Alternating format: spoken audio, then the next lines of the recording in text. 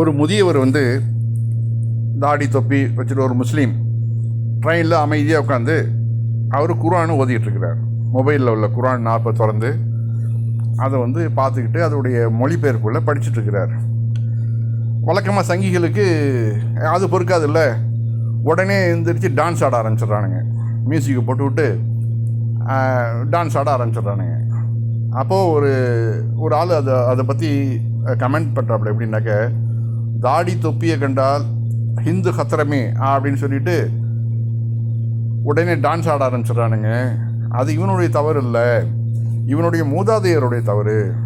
ஏன்னாக்க இவனுடைய மூதாதையர் முகல் கட்டாயம் இப்போ என்ன பண்ணுவாங்கனாக்க, தர்பாரில் வந்து முகல் வந்து இவனுடைய மூதாதையர்கள் அப்பன் பாட்டனெல்லாம் வச்சு பயங்கரமாக வச்சு டான்ஸ் ஆட விட்ருக்கானுங்க.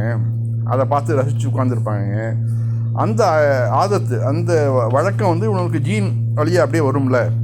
அதனால் இந்த தாடி தொப்பி அந்த முஸ்லீம்களை கண்டாக்கவே இவனுக்கு ஆட்டோமேட்டிக்காக அந்த ஜீன்ஸ் ஊறி போய் என்ன பண்ணோம், டான்ஸ் ஆட உடனே கை காலெலாம் விட உடனே நடுக்க ஆரம்பிக்கும்.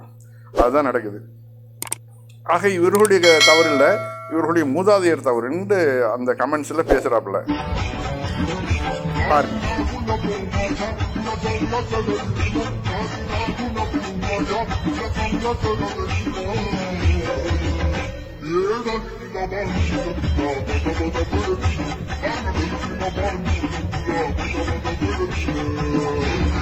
देखो भाई, अगर किसी की सिर्फ दाढ़ी या टोपी देखने से ही तुम्हारा धर्म खतरे में आ जाए, तुम अपने आप को इनसिक्योर महसूस करने लगो, तो ये गलती धर्म की नहीं बल्कि तुम्हारी है। और अगर सही मायने में देखा जाए तो भाई ये गलती इनकी भी नहीं है, गलती तो मुगल्स की है। मैं मुगलों से काफी ज्यादा नाराज हूँ। मुगलों ने इनके बाप दादाओं को दरबार में इतना ज्यादा नचवाया था, वो आदत इनकी आज तक नहीं गई। और ये आज भी कहीं मुस्लिम देखते हैं तो मुगल का दरबार समझ के मुजरा करने लगते हैं।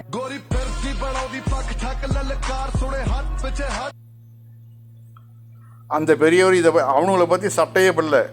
நீங்கள் பாட்டு ஊழையிட்டு இருங்கடா, எனக்கு என்ன, நான் என்னுடைய வேத நூலில் நான் படிச்சுட்ருக்கிறேன், எனக்கு டைம் பாஸ் ஆகணும், நான் இப்போ போய் சேர்கிற வரைக்கும் எனக்கு 1 மணி நேரமோ 2 மணி நேரமோ எனக்கு கிடைக்குது, அந்த டயத்தை என்னுடைய அறிவை நான் வளர்த்துக்கிறதுக்கு நான் யூஸ் பண்ணுறேன்.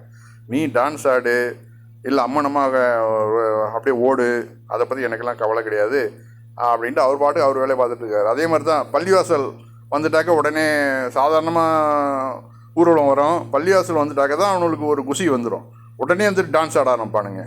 அதுதான் இங்கே நடக்குது.